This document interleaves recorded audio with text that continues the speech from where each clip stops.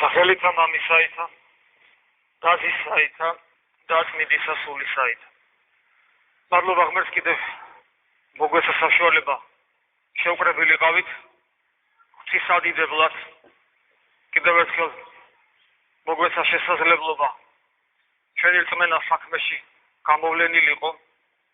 კიდევ ერთხელ მოგვეცა შესაძლებლობა დაგვემტკიცებინა, რომ ჩვენ ქრისტიანები ვართ, ანუ ადამიანები, რომლებიც დღევანდელ დღეს 21 საუკუნეში ჯვარცმული ღმერთის მოწაფეობას ცდილობენ. კიდევ ერთხელ დაგვემტკიცებინა, რომ ჩვენ იმ სიბრძნის მიმდევარნი ვართ, რომელიც სიბრძნეს ამ სოფლიურმა სიბრძნემ სისულელად შერაცხა უგუნურებად. ძალიან ხშირად ჩვენ ვართ დასაცინი ობიექტნი ამ სოფლის სულით მაცხოვრებელ ადამიანთაგან. დასაცინი თუ არა ჩვენი არესმით და არც ცდილობენ ხშირად და მიუხედავად ამ ყველაფრისა ჩვენ აქ დგავართ. მრავალი ჩვენთაგანი გაძლებაზე არის მოთმინებით, მრავალი ჩვენთაგანი პასუხისმგებლობის განცდით და გრძნობით და სამწუხაროდ ძალიან მცირედნი სიხარულისა და ბედნიერების განცდით. ვინ როგორ ეს უფალმა უწყის და თითოეულმა თქვენთაგან. მაგრამ თუ არა მაქვს სიხარული და ბედნიერების განცდა, თუ არა მაქვს ის განცდა, რომ ნეტავ კიდევ და კიდევ გაგრძელდეს. ცოტა კიდევ. ნეტავ უფრო მეტად და მეტად შევძლო, რომ ჩემი გული ლოცვას ავაყოლო. კიდევ და კიდევ მომეცეს მე ამის შესაძლებლობა და საშუალება. როდესაც ეს არის კარგია, მაგრამ თუ ეს არ არის, ისიც კარგია, რომ პასუხისმგებლობის განცდა მქონდეს. ვალდებულებად უთვლიდე საკუთარ თავს, ვიდგე თუნდაც ვიტანჯებოდე დაღლილობისაგან, გონების გაფანტულობისაგან, გულის გაგრილებისაგან და მაგრამ მაინც ვიდგე ერთგულად. ანუ ერთგული ვიყო, მაშინ როცა მე ძალიან მიჭირს და ხშირად ვიტყავს, რომ ამგვარი ერთგულება ძალიან ხშირად უფრო მეტად შეირაცხება ღვთის წინაშე, ვიდრე ის, რომ კარგად ვარ, მიხარია და ვდგავარ. მიჭირს, არ მიხარია და მაინც ვდგავარ. უფალმა უწდის, რომელი უფრო მეტ გვირგვინს იღებს. თუმცა თუ ადამიანი პასუხისმგებლობის გრძნობით დგას, აუცილებლად დაუდგება მაშინ ამი, როდესაც იგი სიხარულითაც იდგება. რატომ ხდება ეს? რატომ გვემართება ამგვარი რამ? იმიტომ რომ ჩვენ თეორიულად მივხვდით, რომ ქრისტიანობა ჭეშმარიტებაა, თავისთავად ცხადი არა, ჩვენ ხშირად ვიტყვას ამის შესახებ, რომ თეორიული მიხვედრა არაფერს ნიშნავს. როგორ სულ არაფერს? თუ მხოლოდ თეორიულად დარჩა, სულ არაფერს. იგივეა, რომ არაფერი ვიცოდე? თუ თეორია დარჩა, უარესია, თუმცა არაფერი გცნობ. იმიტომ რომ ის ვინც ყველაზე მეტი იცის, ყოველ შემთხვევაში ყველა ადამიანზე მეტი იცის, ცენი არიან ბოროტისულები, მათ შორის ყველაზე პატარა ეშმაკუნას კი გაცილებით უფრო დიდი ღვთისმოწყალია, და ჩვენ შორის ნებისმიერი ან თუნდაც დიდი თეოლოგი. იცით და რამე? არაფერს იძლევა, ჩვენ ძალიან კარგად ვიცით. ესე იგი ჩვენ აქ იმიტომ კი არ ვდგავართ, რომ რაღაც გავიგეთ. არამედ ჩვენ გვზნობთ რაღაცა ისეთ, რომელიც ამ სოფელში არ არის. ჩვენ გვზნობთ ღვთისმშობელს, რომ ვადიდებთ ძლიერება უბრძოლველი. ეს გასაცობრებელი სიტყვებია. ძლიერება, მაგრამ როგორი? უბრძოლველი. აი, მსგავსი რამ შეიძლება ითქვას ქრისტიანულ მოძღვრებაზე. ძალა ძალის გამოვლინების გარეშე. ჩვენ გვზნობთ ძალას, რომელიც აქ გვაძლევს შესაძლებლობას ვიდგეთ. მაგრამ ეს ძალა არ არის ის ძალა, რომელსაც ადამიანი მონური სულიდან გამომდინარე ეტრფის ხოლმე და იხიბლება. ეს არის არასოფლიური, სამყაროს მიღმიერი ძალა, რომელიც თავისთავად ცხადია, ძალზე ძალმოსილია, მაგრამ ამ სოფელში ის აი ამგვარად მოქმედებს. ძირითადად ის თავის ძალას არ აძლევს. ძალა ძალის გამოვლინების გარეშე ჩვენ ამას ვზნობთ, განვიცდით და ამიტომაც ვდგავართ. საერთოდ ქრისტიანული მოძღვრების გადმოცემისას, როცა ჩვენ გადმოგვეცა ეს მოძღვრება, არა უბრალოდ ინტელექტუალურად, არა უბრალოდ მხოლოდ ემოციურად.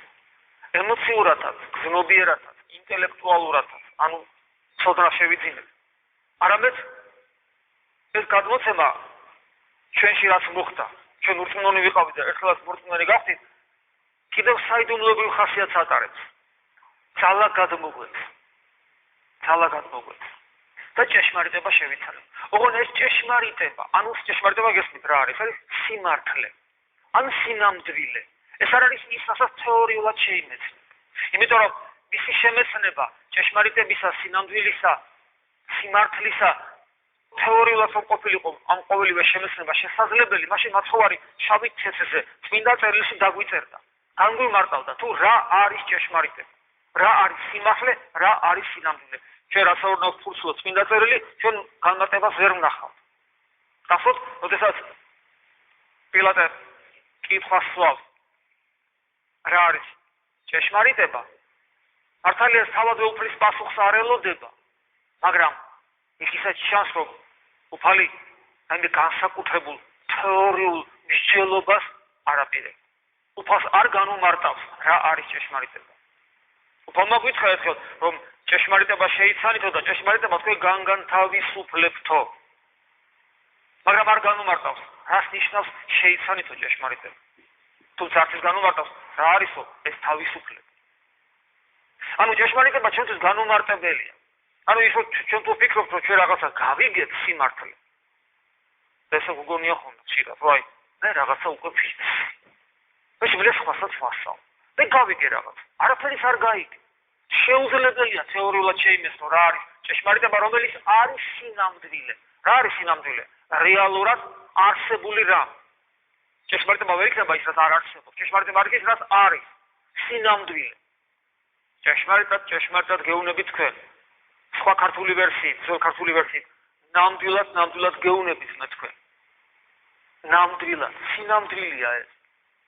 რეალურად არსებული, ანუ განუმარტავებელი რომ არის, შემდეგ უფალმა კარგად დაადასტურა, როცა ამბობს რომ მე ვარო ჭეშმარიტება. ანუ იცოდე და განმარტო რა არის ჭეშმარიტება, ეს ნიშნავს იცოდე და განმარტო ვინ არის ღმერთი. თანაც ვინ არის ღმერთი, ერთის რო გაიოლებული ადამიანს მოვიდა დავინახეთ, მაგრამ მეორეს რო გართულებულია, იმიტომ რომ კაი ღმერთი ვინ არის, ვერ შემილია გავიგო, არ შემილია რაღაც ფილოსოფიურად ვიმსჯელებ, მაგრამ აი ადამიანად რომ მოვიდა, საერთოდ თავზე დაებნა თქვენ ადამიანს. და ამიტომაც ვერ იღებდნენ მართლმადიდებლობას როგორც მოძღვრებას.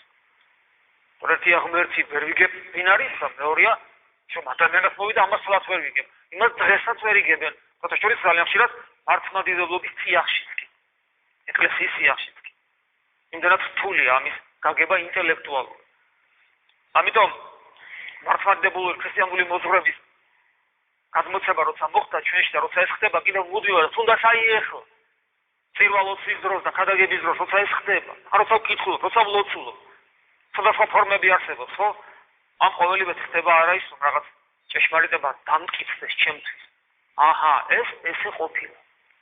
არამედ ხდება წარმოჩენა, ჩვენება. ანუ ლოგიკურად კი არ საბუთდება, არამედ თქვენთვის დასანახი ხდება. თქვენი გულის მიერ ხდება დასანახი. მე თეორიულად ვერ გავიაზრე, მაგრამ ჩემმა გულმა განიცადა, იმიტომ რომ მისთვის დასანახი გახდა. რაღაც წარმოჩინდა, რაღაც გამოჩნდა, რაღაც ხელშესახები გახდა.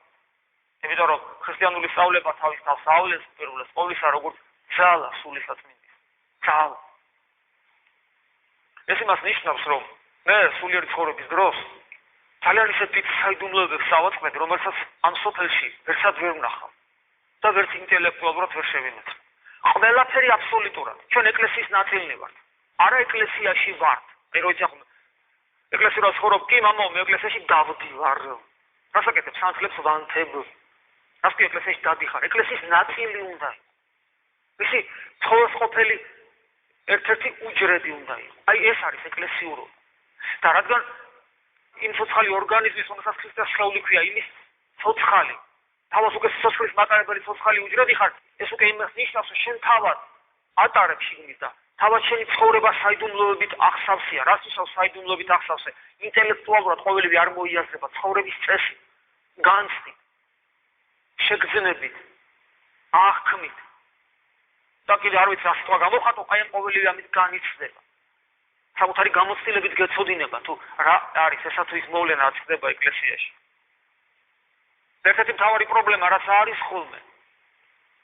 ეს არის ჩვენი არასწორი დამოკიდებულება, რა თქმა უნდა ღმერთთან. ჩვენ რომ ძოლაფხმაში გვეცხოვრა, მრავალი ჩვენთაგანი, ვინც აქ ვართ, დიდი ხნით ქვით ჩაქოლილი იქნებოდა უკვე. არ ჯერა. აიკითხე, ძველი აღთქმის ჯული და ნახავ, როგორ ისჯებოდნენ ჩვენნაირი ადამიანები, რომლებიც ცხოვრობდნენ ისე, როგორც ხანდახან ჩვენ გავუბედავთ ხოლმე. ისინი ამას ვეღარ ბედავდნენ. რატო ვერ ბედავდნენ? იმიტომ, რომ ისინი ქვით იქოლებოდნენ. გახსოვთ ბიბლიაში როგორ არის? შაბათი გამოცხადა წმინდა დღე. არავის არ ქონდა მუშაობის უფლება, ეს იყო დღე უქმობისა. ანუ ეს იყო დღე ღმერთთან განსაკუთრებული ურთიერთობისა, გარინდებისა, ღვთისძიებისა. ამას სოფლის საქმედაგან დაცხრომისა, დამშვიდებისა და ღვთისძიების დღეა. გამოცხადა ეს დღე და განაცხადა, კაცრად დაისჯებოდა ის სიკვდილით, ვინც ამ დღეს დაარღვევდა. საღვთო კანონი იყო ეს. გაცემდა შაბათი და დაინახეს ვიღაცა კაცი მუშაობს წესში შეშასაგროებს. გამოიყვანეს და ჩაქოლეს. ჩვენ იმდენჯერ გვაქვს პოლარხენას კვირისღები, არსენილო როგორ ყველა ჩაქოლილები ვიქნებოდი დიდი ხანი. ძველი აღთქმის ჯული რომ მოქმედებდეს ჩვენს ყოფაში. ესია ესე. ეხლა ეს ერთ-ერთი ის მიზეზი, რის გამო ჩვენ შეიძლება დავშილიყავით, სხვა ძალიან ისეთი მიზეზი. მაგრამ არის სხვა უამრავი მიზეზი. გასილებით უფრო მძიმე. ანუ ის რაც იცოდა ძველი აღთქმის ადამიანმა, ჩვენ ეს დაგვავიწყდა. რა იცოდა ძველი აღთქმის ადამიანმა? მან ძალიან კარგად იცოდა, რომ ღმერთი არის კანონმდებელი. ჩვენ ეს დაგვავიწყდა. ჩვენ გათავხედებულნი ვართ. მამაა ჩვენი. უფალი მოწყალია. თუმცა გვავიწყდება, როცა გალობლები ხსანა მამაჩვენოს გალობას იწყებენ, მგდელი როგორ ევედრება უფალს. შენდობა სიტყვის მკადნიერებისათვის რომ მამას უწოდებს. ეს ყოველთვის არ ხდება, რა თქმა უნდა, ჩვენ მამაჩვენოს უფრო ხშირად ვამბობთ იგივე სახშიც, მაგრამ ეს არის სასწავლებელი. ანუ სისახურების აი ამ ნაწილი თითოეული თქვენთაგან უნდა სწავლობდეს, როცა შენ მამაჩვენოს ამბობ, როგორი განცდა უნდა გქონდეს, ყოველთვის უნდა გქონდეს ეს განცდა. შემინდე უფალ, კადნიერებ, ვინა ვარ მე და მამა უნდა გიწოდო. ამხელა ფამილიარობა შეიძლება სიტყვა. თავხედობაში გადასული სიახლოვე ვლინდება ხოლმე ჩვენი მხრიდან. და როგორც თავხედობა არ იყოს, არამედ კადნიერება იყოს, მე შესაბამისად უნდა ცხოვრობ. აი დღევანდელ სახარებაში კარგად ჩანს კიდევ ერთხელ ჩანს, თუ რას ნიშნავს ღმერთი კანონმდებელი. ხარს ამბობთ კანონად, რაც შენი თავისთვის არ გინდა სხვას არ გაუკეთო. და სხვას როცა რაღაც პრობლემები აქვს, მიუტევე, თუნდა შეხო გინდა რომ მოგიტევო. მიუტევე, აპატია. და გვაქვს დღევანდელი იგავი მაცხოვრისა, როდესაც ბატონი აპატიებს შემცოდეს ვალებს და გაუშვებს, თუმცა ის კანონით უნდა დაჟილიყო, წარეთ, სოშვილისმა გაეყიდა ქონებად, მაგრამ აპატიებს, იმიტომ რომ ღმერთი უპირველეს ყოვლისა სიყვარულია, რადგან იგი პიროვნული არსება. ღმერთი რომ სიყვარულია გამომდინარეობს, ის პიროვნული არსება და აპატია. მაგრამ როდესაც ის წავიდა და ეს ზნეობრივი კანონი დაარღვია და არ აპატია თავის ნაირ მონას, მაშინ უკვე ღმერთი ამოქმედდა როგორც კანონმდებელი, ყოვლისშემძლე, ღვთაებრივი ძალა. და ნახეთ როგორ წერია, განურისხდა უფალი, იგი მისი და მისცა იგი ხელთან ტანჯველთასა. ვიდრემდის გარდაიხადოს ყოველი იგი თანანადები მისი. განურისხდა და ტანჯველებს გადასცა, სანამ ყალავალს არ გადაიხიდა. და შემდეგ უფალი გვეუბნება, ეგრესა მამამან ჩემმან ზეცათამან გიყოს თქვენ. ამგვარად მოგექცევაო ჩემი ზეციური მამა, უკეთო არა მიუტევეთ, კაცადმა ძმასაცვისა, ყოვლითა გულითა თქვენითა ცდომანი მათ. ანუ ეს იმას ნიშნავს, რომ ღმერთი მოქმედებს ორგვარად. მე ადრეს გითხარით ესეთ ქადაგებაში. როგორც მოსიყვარულე მამა, იმიტომ რომ იგი პიროვნება, ამავე დროს როგორც კანონმდებელი, იმიტომ რომ იგი ყოვლისშემძლე ღვთაებრივი არსება. ჩვენ ეს ძალიან ხშირად გვავიწყდება ხოლმე. და ჩვენ არ გვავიწყდება ეს ხშირად მე პირად საუბრებში, გუშინაც რამდენიმე ადამიანთან მქონდა ამის შესახებ საუბარი, ძალიან ხშირად გვავიწყდება ეს, მაგრამ ეს არ გვავიწყდება. როცა ეხება სამყაროს იმ კანონებს, რომელიც მატერიაში არის განვითარებული. ფიზიკის კანონებს როცა ეხება. ჩვენ არც ერთი არ გადავდივართ მე-5-6 სართულიდან ეზოში ფეხით, არც ერთი არ ვადებთ ცხელ-უთოს ხელს, ანუ ფიზიკის კანონებს არ ვარღვევთ, ვცდილობთ არ დავარღვევთ სამოქალაქო კანონები, სოციალური კანონები, ვცდილობთ, იმიტომ რომ ვიცით რომ აი ამ კანონების დარღვევასაც ჩამოვთვალე, ეს იქნება ფიზიკური თუ სოციალური თუ სახელმწიფოებრივი, შეიძლება მწისიარად მოყვეს. ჩემი დაჟე, იმიტომ რომ კანონის დარღვევა ავტომატურად იწვევს ამ კანონის ზემოქმედებას. ხანდახან ძლავრ ზემოქმედებას ჩემზე. ძალიან ხშირად ხდება. ეს ამიტომ მე არ ვარღვევ. იმიტომ რომ ესეთი ის ამბობს. ბულება მე ისიც მეშინი იმას არ ვაკეთებ.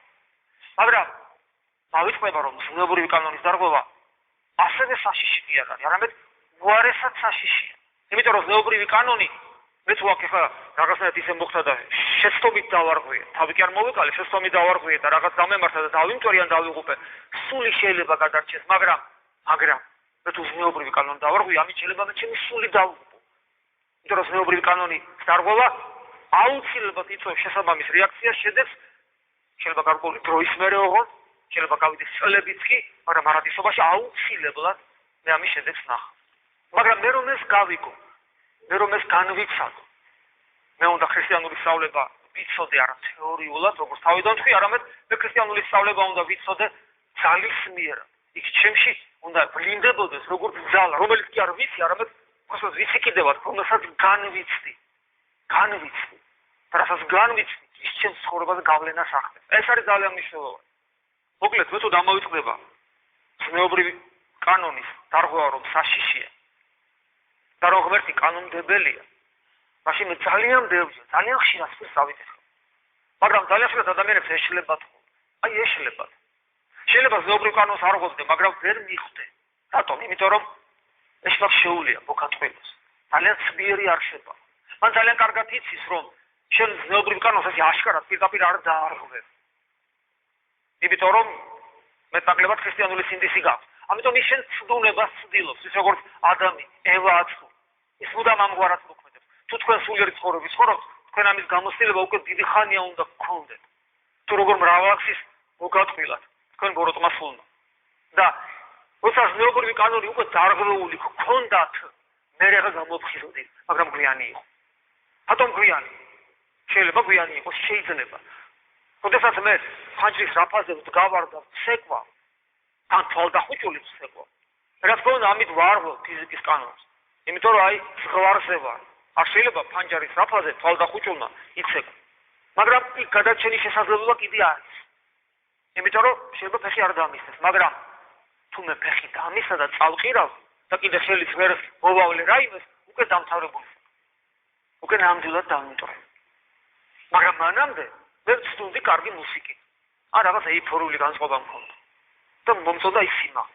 ესევია, არავინ არ ფიქრობს, რომ რაღაც ისეთი გააკეთოს, რომელიც მასზე დაღუპავს, მაგრამ როდესაც ისეთი ფორმით ხდება ხოლმე ამის მოტანა, რომ შენ გონია, რომ არაფერ კანონს არ არღვევ. თუ აშკარა კანონის დარღვევით თუ დადგებოდი, ამას არ გააკეთებ. ამიტომ უნდა ფრთხილად ვიყოთ და იმისათვის, რომ ჩვენ ეს არ შეგვეშალოს, ჩვენ ცხოვრებაში რასაც ვაკეთებ. რა შემთხვევაში როა ხოლმე ზნეობრივი კანონი, როცა მე რაღაც ნაბიჯს ვდგავ. ეხლა თუ სულ გარიმდებული ვარ და ესე იგი მკვდარი ვერანაირ ზნეობრივ კანონს ვერ დაარღვევს, ხო ეს სოციალი არ ღვევს ზნეობრივ კანონს. ეს იმას ნიშნავს, რომ იგი მოქმედებს და ქმედებაში ხდება ეს რაც ხდება. და ქრისტიანს გამომუშავებული უნდა კონდეს შემდეგი წესი. სწორედ, რადგან ეს საშიშრობა და ეს რეალობა არსებობს, ხოჭი გაგიგებს გამოთქვა, ვინც არაფერს აკეთებს, ის შეცდომებს არ უშვებს. ვინც აკეთებს შეცდომებს ის უშვებს, რადგან მე აკეთებ, რადგან მე მოქმედებ. და ეს მაგით ჩემს გვერდზეა. ეს მაინც ისეთი გაფაქისებული სინდისი და გული არ ამაქვს. გამოცდილებაც არ ამაქვს. ყოველთვის შეიძლება შეცდომა დაუშვა. ამიტომ ეკლესია ყოველთვის გვაფრთხილებდა, წმინდა მამები ყოველთვის გვაფრთხილებდა. აი, მე მოგიკითხავთ წმინდა მარკოს მონოზონის სიტყვებს.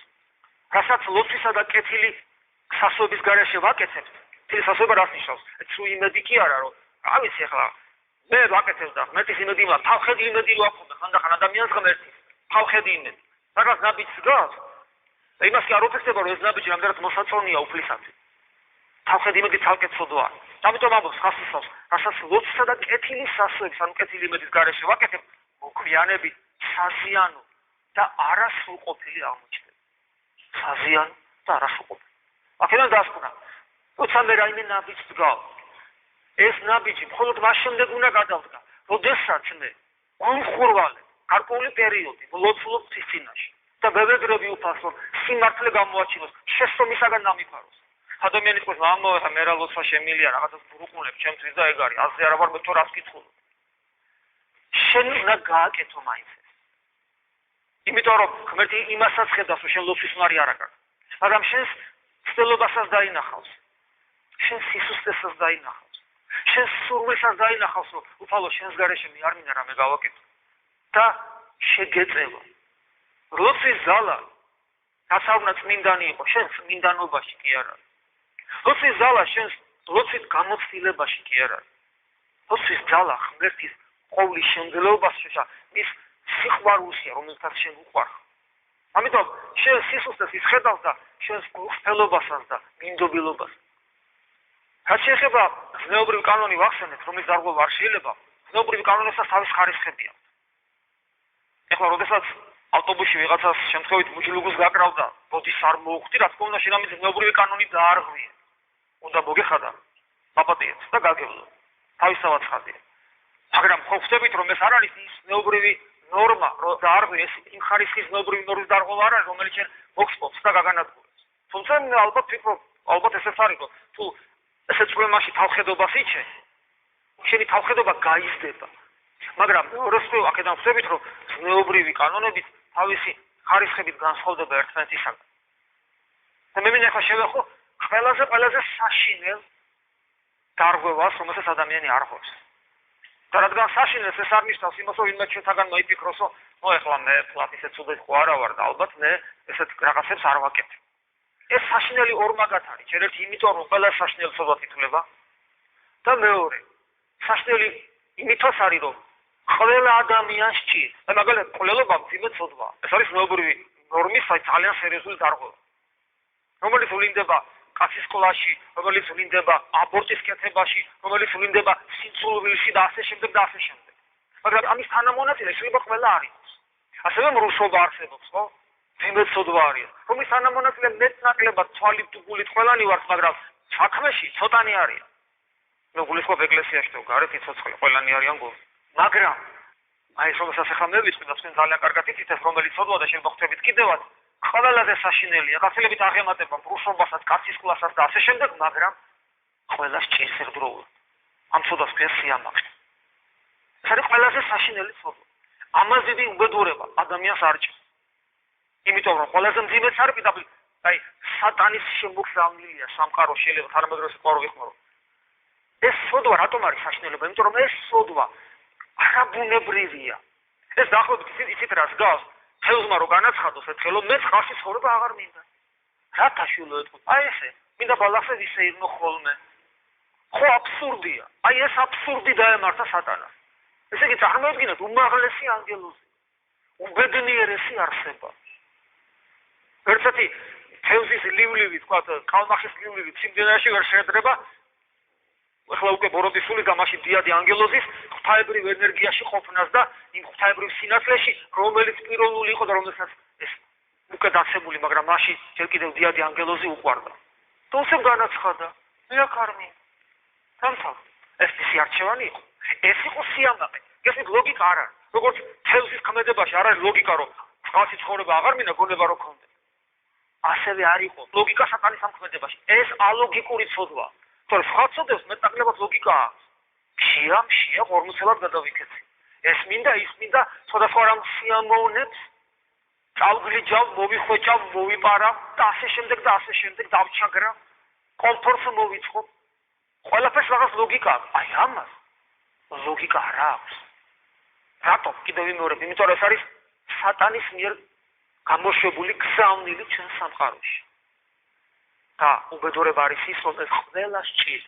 სატანამ ეს გზავნილი რა, იქ კი არ გაუშვა, ყლდეღრეში და უდაბნოში, ჩვენს გულებში გამოუშვა მან. და ეს პირველად ჩაითესა ადამის და ევას გულში. როცა მან უთხრა, ჭამეთ, ღმერთებივით იქნებით. და ეს მიიღო ადამ და ევა. აი მაშინ ჩაითესა თითოეული მათ გულში და იქიდან გადმოეცემა ყველა ადამიანი. ამიტომ ჩვენ ყველანი ვართ ამაყრ. მაგრამ სიამაყე სხვადასხვა ნაირად ავლენს საკუთარ თავს. მისი ყველაზე ესეთი ვულგარული სასიხარი გამოვლენა ეს არის ამპარტავანი.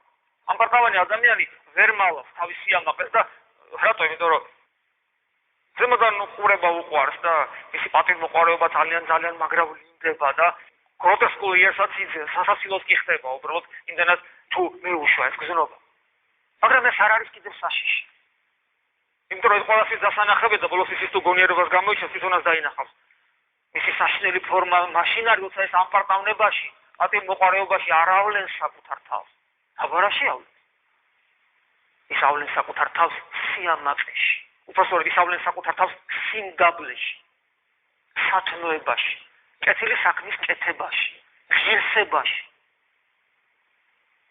უცხოელებს რა უყვართ ხოლმე ფილმების გადაღება უცხო პლანეტელ არსებებზე, რომელიც ადამიანურ ბუნებას იყენებენ და ადამიანურ ბუნების პარაზიტები ხდებიან და ვითომ ადამიანს სინამდვილეში სხვა რამე, აი მსგავსი რაღაცა უბედურებაა ეს. ეს არის ის ვირუსი, შეიძლება ითქვას კოსმოსური, იმიტომ რომ სატანა ხო კოსმოსია, თავისი ანგელოზებთან ერთად, ანუ ჩვენ გარემო სივრცეშია. ეს არის ის კოსმოსური ბაცილა, რომელიც ჩვენში არის. და ის პარაზიტია და ამიტომ პარაზიტი რადგან არის ინიღბება და ის შეერევა ხოლმე ჩვენ სიკეთეებს, ჩვენ სათნოებებს, ჩვენს ღირსებებს და რაც ყველაზე უბედურება ჩვენს სიმდაბლეს, სიყვარულს და ასე შემდეგ. ყველა რასი სათნოება შეიძლება არსებობდეს პოტენციურად ადამიანში, ყველაფერში შედის.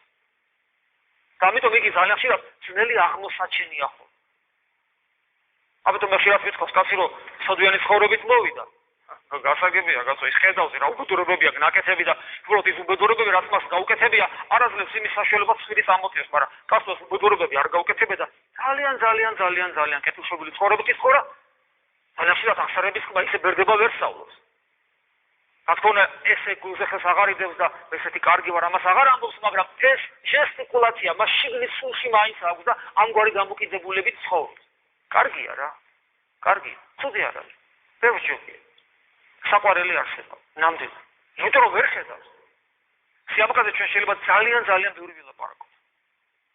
მაგრამ ვერ ამოუწურავთ. მე მინდა მხოლოდ ახლა ერთ კუთხეს შევეხო, მხოლოდ ერთი. როდესაც ადამიანი განსაკუთრებულად ურწმუნო ან მცირედ მორწმუნო.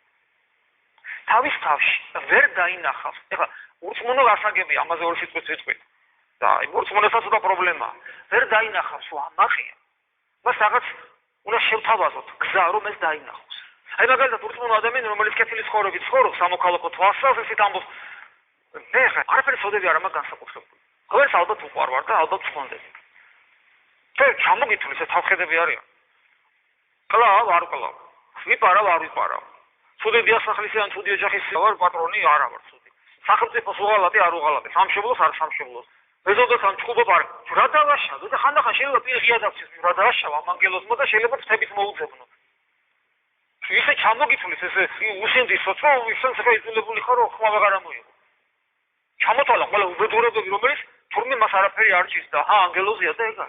ამდენში გახსენდება რამდენი სიბინძურის მატარებელი ხარ და შეიძლება ჩაქინდრო თავი და რა ხნა ეს ანგელოზია და მე უარგისი ვარ და რა თქმა უნდა მას აღარ ჭირდება ღმერთი და ეს მე მჭირდება ღმერთი საწოდავს იმას ღმერთი რა სჭირდება თავად ყოფილა ღმერთი როგორ გინდა ეს გააგეთ ერეუნები რომ შვიცი რა არის ესე რომ ლაპარაკობ ჯამაკი ადამიანი ხარ და სიამაყეა ყველაზე იცოდო მე ვარ ამაკი რა სლაპი ისეთი თავდაბალი ვარ როგორ მე ვარ ამაკი გეტყვის აბა მიდი განუმარტე შეხედავ დააყვედა იმის ყოფას და ამ პარტავნებას რადგან არ ავლენს რადგან ესე ცხრა წეული ესე არ დადის მას გონია რომ ამაკი არ არის და შენს თუ ვერ წაასარი როგორც ცხრა აბუზებული დადის როგორ გინდა უთხრა რომ ამაკი იმიტომ რომ ამ დროს შენ არ გესმის სიამაყე რა არის სიამაყე მარტო ცხრა აბუზებული სიარული და კუდი რო ყავარზე გაკ შემოდებული ეს კი არ არის სიამაყეს უფრო საშიში განმარტება აქვს უფრო საშიში რამ არის ნუ ბოლო ყავარზე შემოდებული კუთ მოგაჭრიან და აწეულ ცხრილსაც ჩამოგიწებენ მაგრამ აი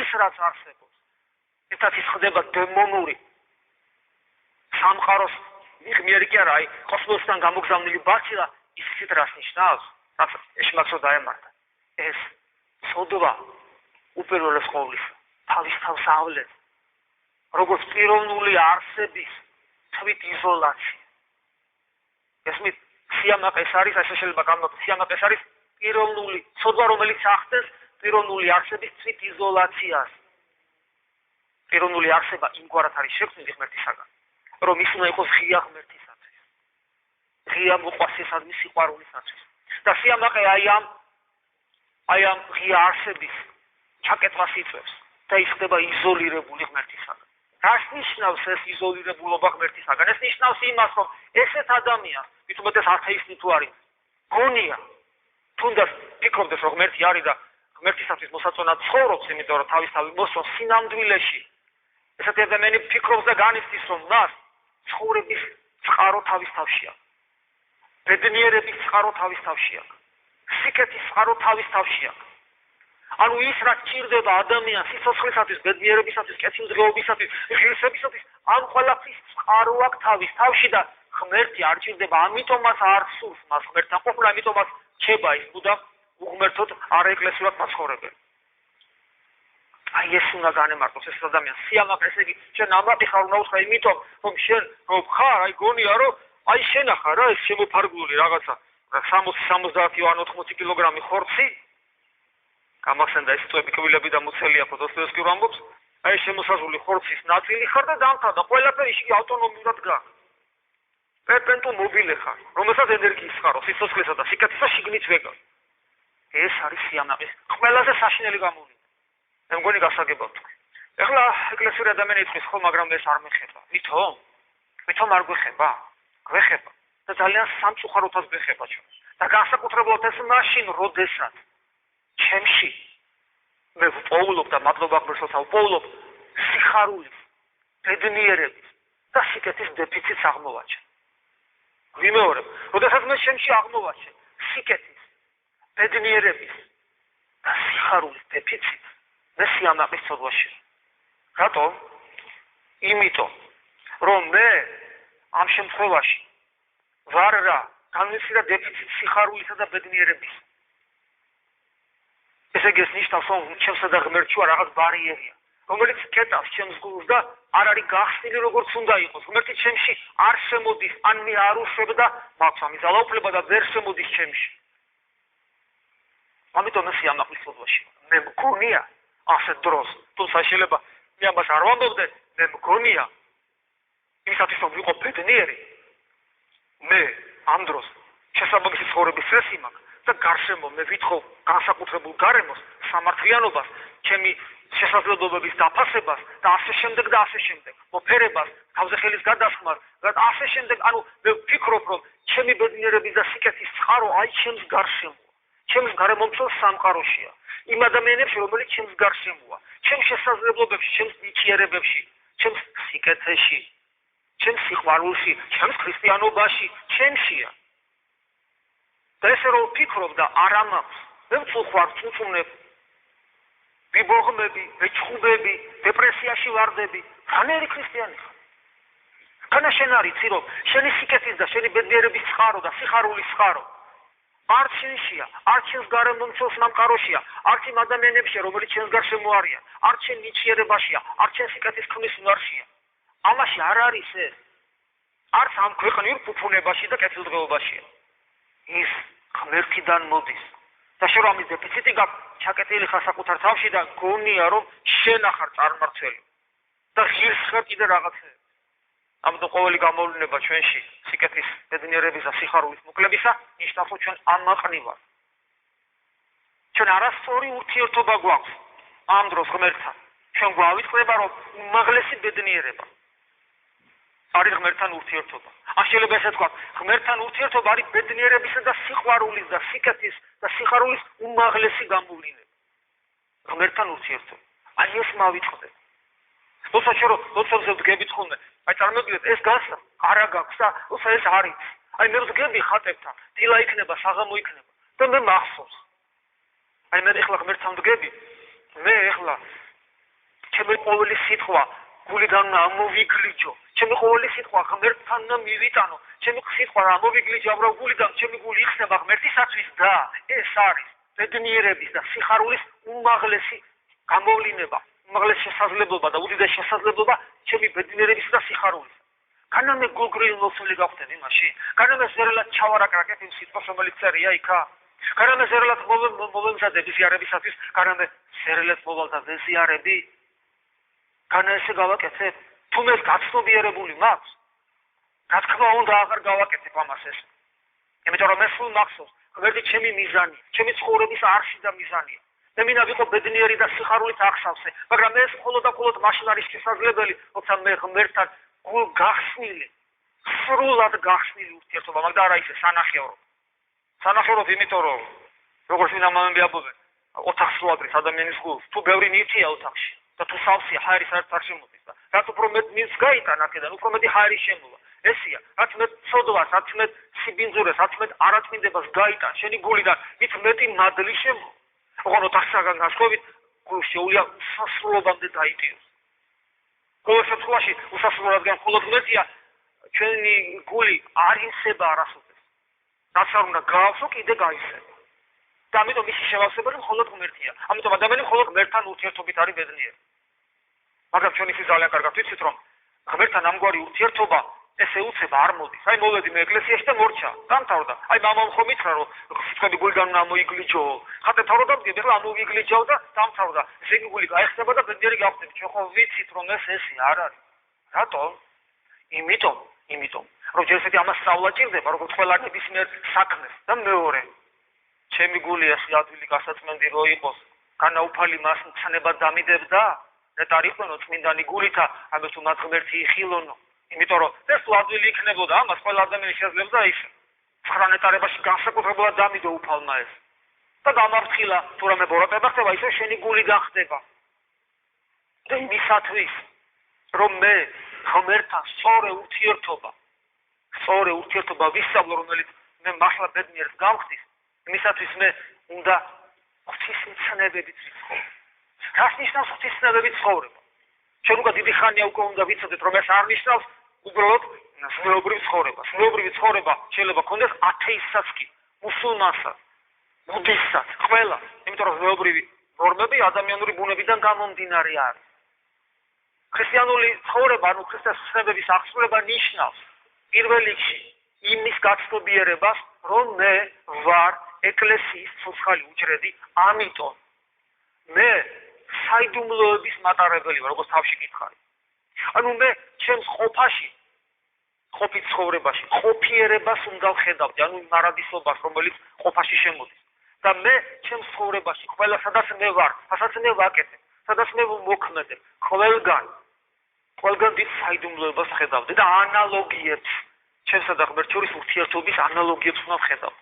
მე მინდა რამდენიმე ანალოგია ჩამოგიცვალო ერთ-ერთი ყველაზე უმაღლესი ანალოგია ჩემი ღმერთთან ურთიერთობა ხო ეს არის სიყვარულის და ბედნიერების და სიხარულის უმაღლესი გამოვლენა ამას დიდი არ არსებობს აი ამის ყველაზე ერთ-ერთი ნიციერი უმაღლესი ანალოგია ეს არის ურთიერთობა ცოლისა და ქმრის რაც აი ესე დღეს არის ფეხქვეშ გათელილი იმდენად რომ უკვე ადამიანებს ქრისტიანულ თორქმასაც კი აღარ აქვს წარმოდგენა თუ რას ნიშნავს ეს რას ნიშნავს ფათაშორის იმ ადამიანთა გამო ვერჯერ ვფიქრობ ხოლმე თუ რატომ არ უნდათ ხოლმე თავს არიდებენ ქორწინებას უფრო მეტად მამაკაცებზე ვგულისხმობ რომ ქალი უნდა ელოდებოდეს და კაცი ეძებდეს ბუნებითად ესია ხო ძალიან ბევრი მამაკაცი თავს არიდებს ქორწინებას და მაინტერესებს ხოლმე მიზეზი რატომ აკეთებს ეს ადამიანი ამას მე ვგულისხმობ ჯანმრთელ ადამიანს და აგრეთვე იმ ადამიანს რომელსაც არ აქვს განსაკუთრებული ნიჭი მონოზნობისა მაგრამ ვეჯერ ეძებ და იშვიათად თუ მინახავს მოდი რო არ თქვა ხმამაღლა იშვიათად მინახავს ადამიანი რომელსაც განსაკუთრებული ნიჭი ქონდეს მონოზნობის თითო როლა ჩემ სამღვდელო პრაქტიკაში მასიურად ეს როგორც წესი არ ხდება მე მეუყურებ რატომ არ სურთ ხოლმე დაქორწინება ჩემის აზრით ახლა ის რომ თქვა მატერიალური სიდუხჭირე რა თქმა უნდა ეს ყველაფერი არის მაგრამ ეს არ არის თავარი მორწმუნეს უკაშე დაალოცილო შენ არის თუ წარმაცი ხარ და მუქთახორა ხარ ცოლი კი არა თავიც არ გინდა რო გაბიაზდეს მაგრამ თუ შენ პასუხის გლობის განსხვავდა მაშინ შენ არ იცი რომ უფალი არ დაგტოვებს არ შენ მეუღლეს და არ შენ შვილებს როცა გეყოლებ თავარი მიზეზი მაინც აქ არის იმის ვერ გაცნობიერებას თუ რაოდენ მნიშვნელოვანია შენი სული ცხონებისათვის ოჯახის შექმნა იმიტომ რომ კიდევ ვიმეორებ შენ რომ ისწავლო ღმერთთან სწორი ურთიერთობა შენ რომ ისწავლო ის დიდი სიყვარული რასაც ღმერთთან ურთიერთობის დროს ისწავლი მხოლოდ საჭიროა იმ ანალოგიებში რომელიც მიწაზე არის მადლიან ანალოგიებში მონაწილეობას ღებულობთ რომელიც თავისთავად ისინი თავად საიდუმლოებად იწოდება ქორწინება ხო საიდუმლოება ქორწინება გასწავლის როგორ გქონდეს ურთიერთობა ღმერთთან ქორწინება გასწავლის როგორი უნდა იყო იმისათვის რომ ცხოვრდე ქორწინება გასწავლის რა არის სიყვარული ქორწინება გასწავლის რას როგორ უნდა ებრძოლო ეგოიზმს ანგარებას სიყვარულობას და ასე შემდეგ და ასე შემდეგ. თვისობრივად, არცობრივად, ხალხმა შორის ურთიერთობა განსხვავდება ყველა ურთიერთობისაგან. იმდენად დიდი საიდუმლოებაა ეს. ესე უყურებთ ჩვენ ამას? და როცა ადამიანი უარს ამბობს ქორწინებაზე ძალიან ხშირად მიზეზი არის ხოლმე აი ამ პასუხისმგებლობის ვერ დანახვა და არ დანახვა. არ მინდა და მორჩა. არ ჯობია გულარხენად პასპორტურად ცხოვრებით ვიცხოვ. დამოკიდებულება ესეთია ხო? რა ძალიან სამწუხაროა. სხვა ანალოგია, ასევე დიდი ანალოგია ეს სულიერი მამაშვილობა რასაც.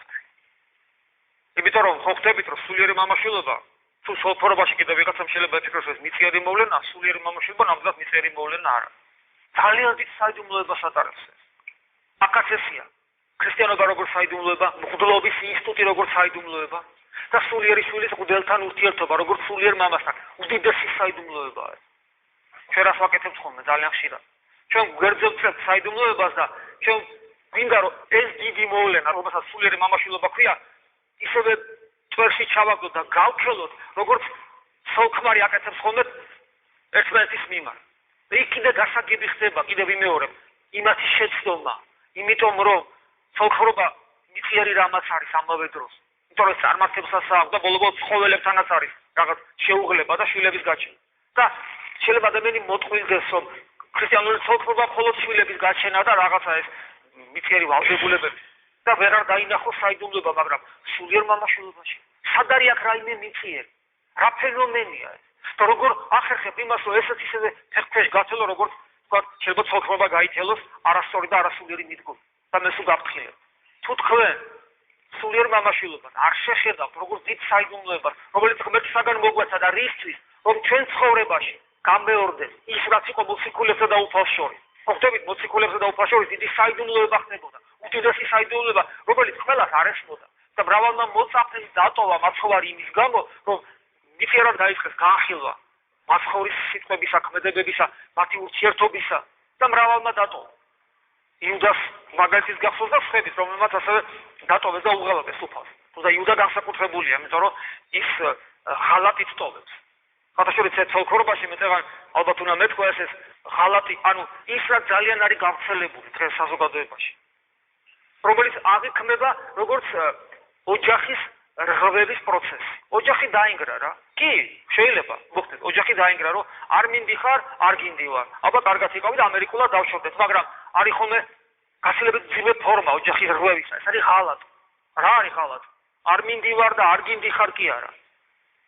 გინდივარ, მეც მინდიხარ. და ამ დროს თან ღალატობ. აი ეს საშინელი ფორმა, რომელიც ასევე გავრცელებული არის. მე შეგვიძლია მთელი ხმით ვიყვირო, რომ ეს ისეთი საშინელი ცოდვა, რომელიც არაფრით ჩამოუვარდება იუდას ცოდვას. კიდევ ვიმეორებ. არ გიყვარვარ და არ მიყვარხარ. ერთმანეთს არ ვატყვილებთ. და ბოლო-ბოლო დაინგრა. რა პრობლემაა? ცუდია, მაგრამ ტყუილის არ არის ბოლო-ბოლო. ოდესაც გიყვარვარ და მიყვარხარ მეგეუბნები. მიყვარხარ. გაიხედე და ამას მე გავიხედე სხვაგან. მომენს არ გაუშვი. ისევ მიყვარხარ, ისევ გავიხებ. კან ეს განსხვავდება იუდას აქციელისაგან? კან ეს არ არის საშინელება? და როგორ უყურებთ ჩვენ დღეს ამას? თვითონ არაფერი. ნორმა გახდა ჩვენი საზოგადოების ცხოვრების. რაც შეეხება სულიერ მამაშვილობას, ესე იგი თუ ჩვენ არ შევხედავთ მას როგორც საიდუმლოებას, ჩვენს გვემუქრება შესაძლებლობა ჩვენში არსებობს იუდას ცოდვის, ანუ კვლავ და კვლავ ღალატის, საკუთარი თავისა, მოძღვრისა და ამის საერთოდ უფლის. და აქ სულიერ მამაშვილობას ჩვენ ხდებით, ეს ისეთი თემაა, რომ ცალკე შეიძლება მიუძღოთ ამას საუბარი და არ დასრულდეს ეს საუბარი, მაგრამ ერთ რაღაცას მინდა ხაზი გაუსვა. პასუხისმგებლობის გზნობა სულიერი შვილისა მოძღვრის მიმართ. ეხლა ვიღაცამ თქვა, აი მოძღვრისა სულიერი შვილის მიმართ, ჩვენ მღვდლები რასაც ვაშავებთ, ტრისაც რასაც ჩვენ ვაშავებთ. და ძალიან ხშირად მე ამ მამიონიდან ვამბობ ხოლმე, თუ რას ვაშავებთ ჩვენ სასულიერო პირები. ვინც სისტემატურად ესწრება ჩვენს წირვებს და ქადაგებებს, ძალიან კარგად იცის და თუ ვერ მოესწრებს, ჩანაწერებში ძალიან ბევრი რამეს იპოვეთ, სადაც ფაქტურად ამბიონიდან მე სასულიერო პირებს, ჩემ თავს პირველ რიგში, და ზოგადად სასულიერო პირებს ვამხელ. რა უფლება მაქვს? მე არა მაქვს უფლება. ყველაზე ნაგავი ვარ. აი ეს ამბიონი მაძლევს ამის უფლებას, რომელიც ყველაზე მაღალი ადგილია სამყაროში. მაგრამ აი ხლა მე ვიტყვი, თქვა ერთ ნიუანს, მარტო სულიერი შვილების პასუხისმგებლობა მოძღვრის მიმართ.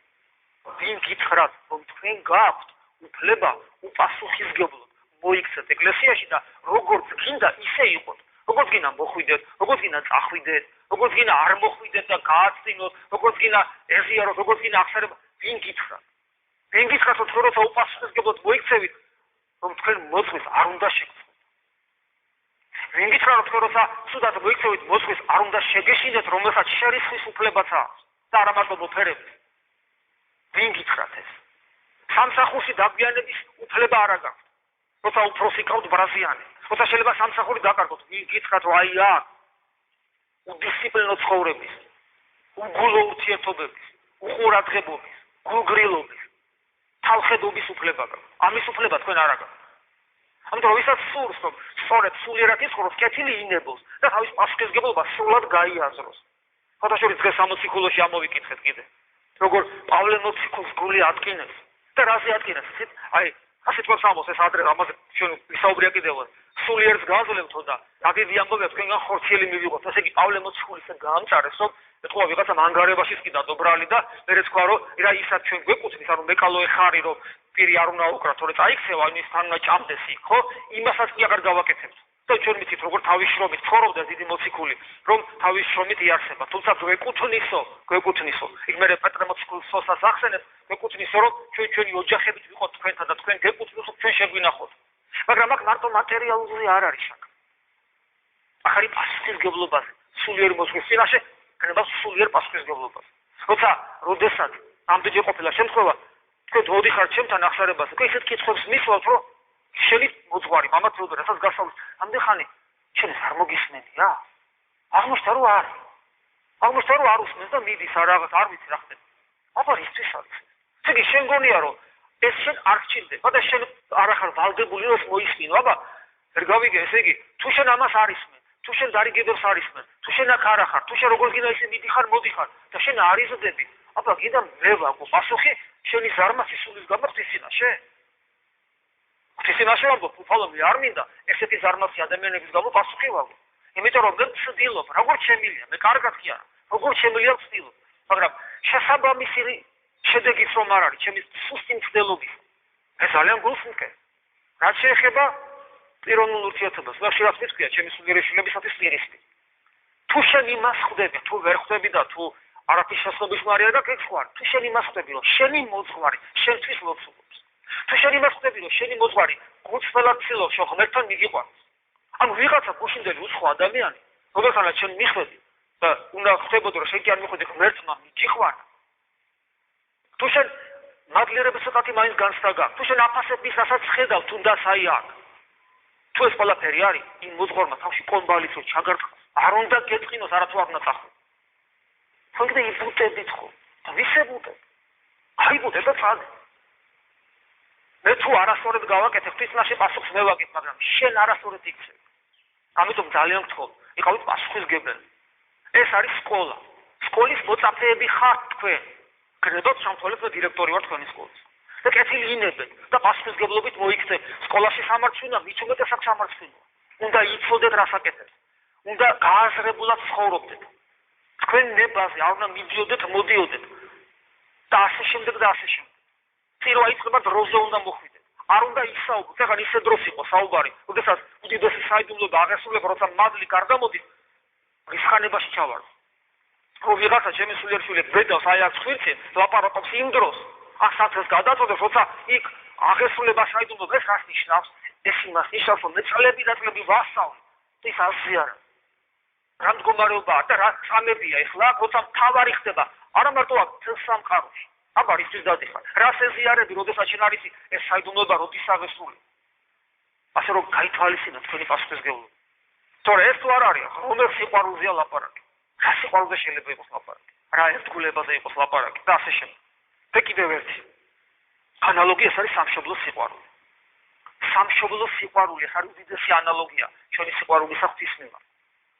არ შეიძლება ადამიანი იყოს ქრისტიანი და სამშობლო არ უყვარდეს. ოღონდ აი ამ გზნობას დღეს მით უმეტეს აღსდა ჭირდება, იმიტომ რომ ჩვენში ჩამკვდარია საუბედუროდ.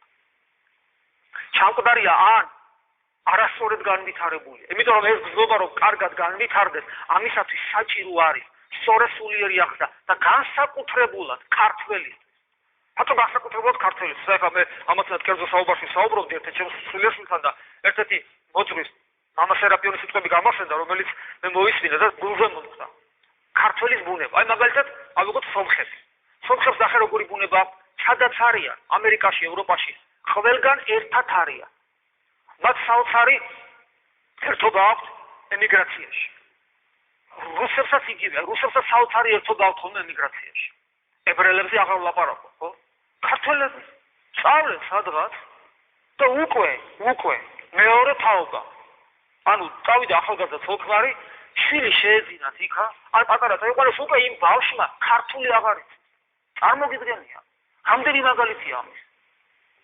ანუ ქართველი ვერ ინარჩუნებს იმას, რასაც სომხები ინარჩუნებენ, ებრაელები ინარჩუნებენ, რუსები ინარჩუნებენ, მე სხვა არ ვიცი, ალბათ ყველა ინარჩუნებს.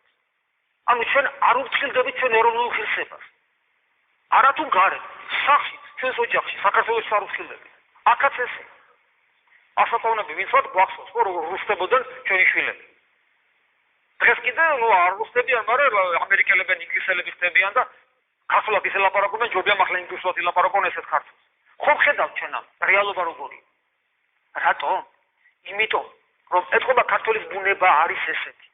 ქართველი თუ არ არის ქრისტიანი, ის ქართველობასაც კარგავს. კარგავს ის ქართველობას. მომყავს მაგალითი დავით აღმაშენებლის ხშირად. დავითმა იცოდა, აბა დავითმა თუ არ იცოდა, ვინ იცოდა ეს? დიდგორის ომის წინ ქართველებს, ქართულ ჯარს, როცა ხდებოდა საქართველოს ყოფნა არ ყოფნის საკითხი, ეს ყველაზე დიდი ქართველებს მიმართავს არა როგორც ქართველებს, არამედ როგორც ქრისტეს, ხედრებს ქრისტეს მეომრებს. საქართველოს საერთოდ არ ახსენებს. რატომ?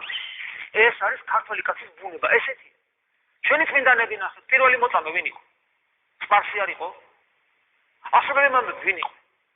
ჩვენი მეფეები. სასანიდების დინასტია არ იყო, ვახტანგ გორგასალი, მირიანი, სპარსელები იყო. მერე ბაგრატიონები წარმოშობით ებრაელები იყო. ანუ ჩვენთვის ქართველობა არასოდეს არ ყოფილა გენეტიკის თვისება, სახოსის თვისება. ჩვენთვის ესეც იყო, მაგრამ უპირველეს ყოვლისა ეს იყო სულის თვისება. ამიტომ როცა ლაპარაკობ სამშობლოს სიყვარულზე, ჩვენ უნდა გავიაზროთ ეს რას ნიშნავს. ქართველისათვის სამშობლოს სიყვარული ნიშნავს მართლმადიდებლობას, ქრისტიანობას. ეს ძალიან არ მოსწონს ხოლმე, როგორ არ მოსწონს. ახსოვს ადრე გითხარით, სასულიერო აკადემიის დამთავრებული ერთი აღარ ვასახელებ, ისახელდა გვარ პატრიარქისა მოწოდებას, რომელიც აი ხუში ჩამწობია ქართველნო ერთად ღვთისაკენ ესეც კი არ მოეწონა ტელევიზორში გამოვიდა რა არის ეს? ხოჩა. აბა რა თქოს პატრიარქმა? ქართველნო ერთად საათ დემოკრატიისაკენ? ესეთი უგუნური როგორ ახლა? მაგრამ უგუნური კი არ არის, აღიზიანებთ ქრისტიანობა. უფალი არ უყვართ ამ ადამიანებს. ამიტომ სწორედ გააზრება სამშობლოს სიყვარულისა ეს ნიშნავს იყო მართლმადიდებელი მხურვალი. და ცდილობდნენ რომ ჩვენს გარშემო ადამიანები იყვნენ მართლმადიდებელი და ქართულ ენაზე ამ შემთხვევაში ღვთისმადიდებელი, ქართულ ენაზე ღვთისმადიდებელი. ჩვენ მატინაპრებმა ესე გითხრეს. ქართველი ვინ არისო? ვინც ქართულ ენაზე ღვთის ენაში ლოცულობს. ეს სულის თვისებაა და არა ხორცის. მაგრამ ამ ყველაფერს ამ ანალოგიებში სწორედ ცხოვრებას ამ ანალოგიებში საიდუმლოებების მოძიებას ჭირდება სწორად გააზრება ჩვენი მიზნისა, ჩვენი ცხოვრებისა და ამ მიზნის საკუთარ თავისათვის ხშირად შეხსენების. რომ რა ვქნათ, მაპატიეთ კიდევ ერთხელ ვიტყვი, ძალიან მიხარია ხოლმე ამ სიტყვას ვამბობ, იმაზე ნახსენებ დოსტოევსკის სიტყვებს. არჩევანი არ აქვს. ან ხარ ხორცის ნაჭერი, რომელსაც კბილები და მუცელი აქვს მარტო, ან ხარ ღვთის ხატი. და თუ დაგავიწყდება ეს, მაშინ გადაიქცევ იმ საშინელ არსება და თუ გახსოვს, რომ ღმერთია შენი მიზანი, მაშინ შენ ღვთის ხატი იქნები, რომელიც ღვთის გავსებისაკენ მიისწრაფის. და მაშინ ყველაფერი ეს, რაც მე თქვი, ყველაფერი შენ ცხოვრებაში ხორც შეისხავს, ახსოვდება. და ეს იქნება არა ზოგადად ქრისტიანული სწავლება, არამედ ის იქნება შენი პირადად ცხოვრების წესი. შენთვის პირადად ბედნიერებისა და სიხარულის მომიჯება. ამინ. ადრე უფლისა ჩვენისა იესო ქრისტესი და სიყვარული ღვთისა და მამისა და ზიარება სულისა წმინდისა იყოს თქვენ ყოველთა თანა. ამინ.